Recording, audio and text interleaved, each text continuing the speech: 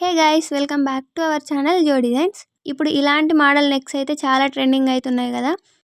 So తప్పకుండా అందరు try చేయండి, ఈజీగా ఉంటుంది. ఇక్కడ నేను పైన మాత్రమే బటన్ పెట్టేసిన, లోపలైతే హుక్స్ పెట్టిన. ఒక సైడ్కి హుక్స్ వస్తుంది, ఇంకో సైడ్కి హుక్స్ హ్యాంగర్ వస్తుంది. ఇది ఇప్పుడు బాగా ట్రెండ్ అవుతుంది కదా. ఇవి మనకు బయట స్టోర్లో కూడా అవైలబుల్గా ఉంటాయి. మీషోలో అయితే నేను తీసుకున్నా.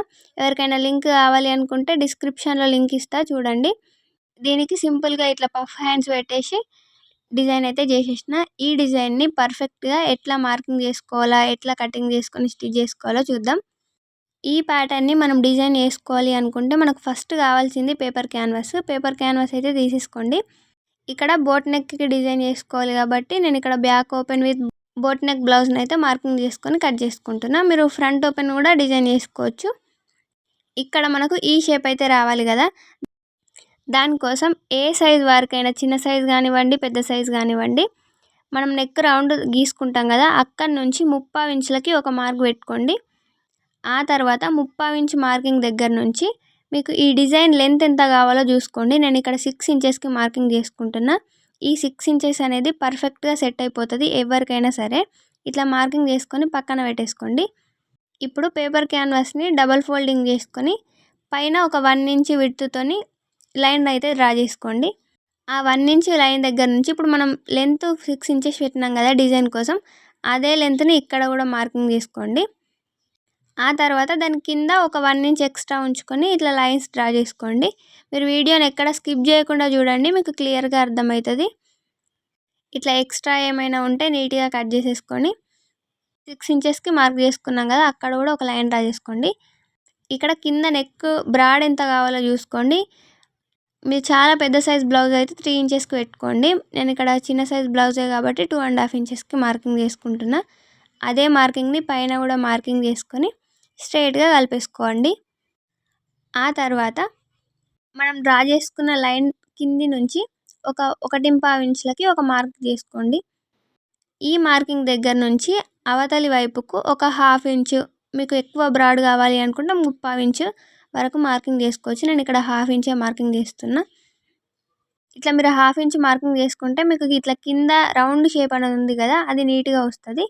ఇక్కడ నేను రౌండ్ స్కేల్ని యూజ్ చేసి మనం మార్కింగ్ చేసుకున్న 3/4 ఇంచ్ మార్కింగ్ దగ్గర నుంచి కిందికి ఇట్లా కలిపేసుకుంటే మీకు నీట్గా వచ్చేస్తుంది.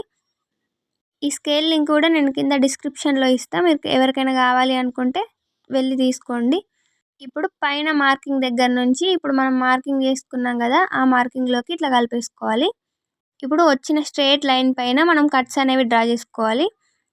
ఈ కట్స్ మనకు మామూలుగా 3 వస్తే నీట్గా సరిపోతుంది. మీరు 4, 5 అట్లా చేసుకుంటే కట్స్ అనేవి చిన్నగా అయిపోతాయి. ఫస్ట్ 2 కొంచెం మామూలుగా పెట్టేసుకొని లాస్ట్ది కొంచెం పెద్దగా పెట్టుకోండి, మీకు లుక్ అనేది చాలా నీట్గా కనిపిస్తుంది. మీరు ఇట్లా హ్యాండ్తోనైనా డ్రా చేసుకోవచ్చు, లేదంటే మీ దగ్గర ఏదైనా క్యాప్ ఉంటే దాన్ని యూజ్ చేసి కూడా డ్రా చేసుకోవచ్చు. మీకు ఇక్కడ లోపలికి కట్ ఎంత పెద్దగా కావాలో కూడా ఇక్కడనే సెట్ చేసుకొని నీట్గా డ్రా చేసుకోండి. చాలా అంటే చాలా సింపుల్గా ఉంటుంది, బిగినర్స్ కూడా ఈజీగా ట్రై చేయొచ్చు. ఇట్లా ట్రై చేస్తే మీకు కస్టమర్స్ కూడా పెరుగుతారు. ఇట్లా నీట్గా డ్రా చేసుకున్న తర్వాత చుట్టూ ఒక 1 ఇంచ్ ఎక్స్ట్రా ఉండేటట్టు మార్కింగ్ చేసుకొని కట్ చేసేసుకోవడమే.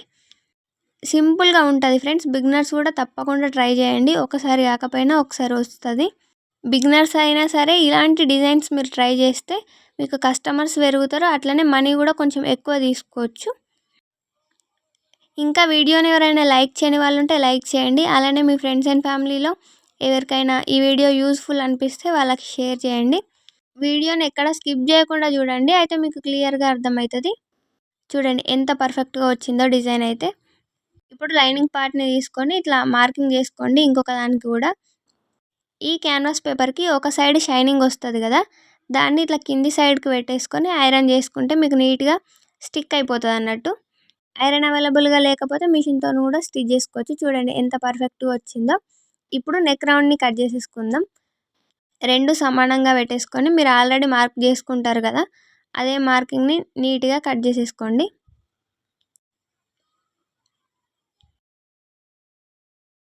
ఇట్లా నీట్గా కట్ చేసుకున్న తర్వాత మెయిన్ ఫ్యాబ్రిక్ రైట్ సైడ్ ఈ లైనింగ్ పార్ట్ని పెట్టేసుకొని ఫస్ట్ నెక్ రౌండ్ దగ్గర నుంచి 1/4 ఇంచ్ విడ్త్తోని స్టార్ట్ చేయండి స్టిచ్ చేయడం. మెయిన్ ఫ్యాబ్రిక్ రైట్ సైడ్ ఈ లైనింగ్ని పెట్టేసుకొని స్టిచ్ చేసుకోవాలి. చుట్టూ కూడా పావించి విడ్త్ వచ్చేటట్టు మనం పేపర్ క్యాన్వాస్ చివరి దాకా స్టిచ్ చేసుకోండి. ఇక్కడ ఉక్స్ కాజా పట్టి కోసం ఒక పావించి ఎక్స్ట్రా తీసుకుంటాం కదా, అక్కడి నుంచి మనం పేపర్ క్యాన్వాస్ ఎట్లా అయితే ఉందో దాని పక్కనే స్టిచ్ పడేటట్టు చూసుకుంటూ స్టిచ్ చేసుకోండి. ఇట్లా స్టిచ్ చేసేటప్పుడు పేపర్ క్యాన్వాస్ పైన పడకుండా దాని పక్కనే స్టిచ్ వచ్చేటట్టు చూసుకొని స్టిచ్ చేస్తే మీకు కట్స్ అనేవి పర్ఫెక్ట్గా తిరుగుతాయి. ఇట్లా కార్నర్ వచ్చిన దగ్గర నీడిల్ని కిందికి దించి మనం ఫ్యాబ్రిక్ని జరుపుకోవాలి. చాలామందికి కట్స్ అనేవి పర్ఫెక్ట్గా రావు. అలాంటి వాళ్ళకు ఇదైతే బెస్ట్ టిప్పు. ఇట్లా కట్స్ లోపలికి మనం స్టిచ్ చేసిన తర్వాత నీడిల్ని కిందికి దించుకొని ఫ్యాబ్రిక్ని మన సైడ్కి టర్న్ చేసుకొని స్టిచ్ చేస్తే మీకు కట్స్ అనేవి పర్ఫెక్ట్గా వస్తాయి. ఒకసారి ఇట్లా ట్రై చేసి చూడండి. అంతే, ఇట్లా నీట్గా స్టిచ్ చేసుకోవాలి. ఇక్కడ మీరు ఎంత నీట్గా స్టిచ్ చేసుకోగలిగితే మీకు డిజైన్ అనేది షేప్ అనేది అంత పర్ఫెక్ట్గా వస్తుంది. చూడండి బ్యాక్ సైడ్ ఫ్రంట్ సైడ్ ఎంత నీట్గా వచ్చిందో స్టిచ్ అనేది. సేమ్ ఇదే విధంగా ఇంకొక పార్ట్ని కూడా స్టిచ్ చేసుకోవడమే.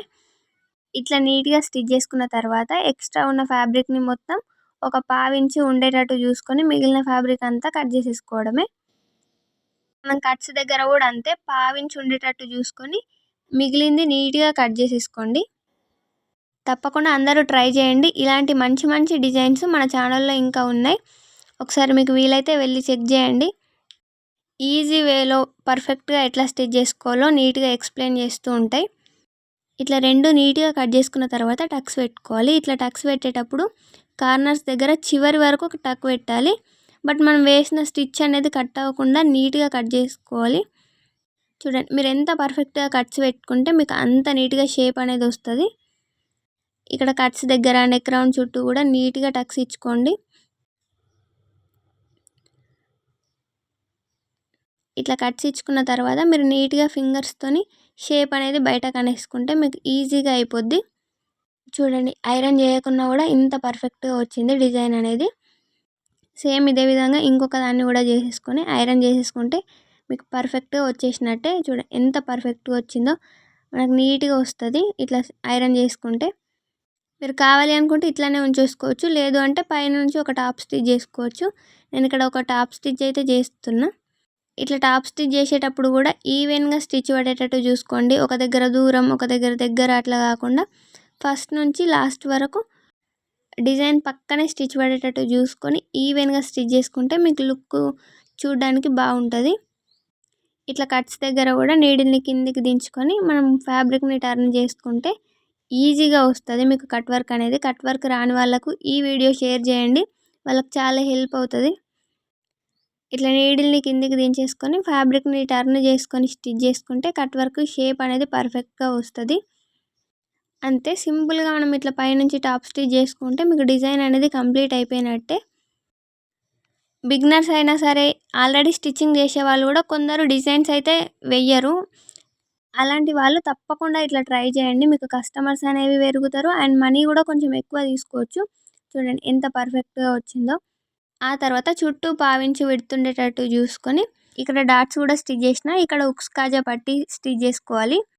పైన నేను నార్మల్గా పై వైపుకు బటన్ పెట్టేసి లోపల హుక్స్కి హ్యాంగర్ అయితే పెట్టేస్తా. చాలామందికి కింద హెమ్మింగ్ చేయడం కష్టంగా ఉంటుంది. అలాంటి వాళ్ళ కోసం ఈ టిప్ అయితే చాలా బాగా యూజ్ అవుతుంది. మనం నార్మల్గా బ్లౌజెస్కి వేసుకుంటాం కదా, సేమ్ అదే విధంగా 1.5 ఇంచ్ విడ్త్ క్లాత్ తీసుకొని మీరు ఖర్చు కోసం ఎంతైతే పెట్టుకుంటారో ఆ డిస్టెన్స్తోని స్టిచ్ చేసుకుంటూ రావాలి.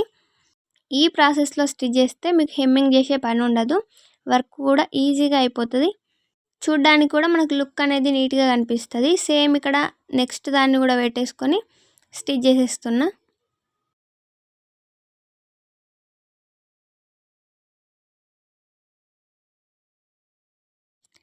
ఇట్లా మొత్తం నీట్గా స్టిచ్ చేసుకున్న తర్వాత ఎక్స్ట్రాస్ ఏమైనా ఉంటే కట్ చేసేసుకోండి. నేను ఇక్కడ రెండు ఒకేసారి స్టిచ్ చేసిన కాబట్టి మిడిల్లో కూడా డివైడ్ చేసేస్తున్నా.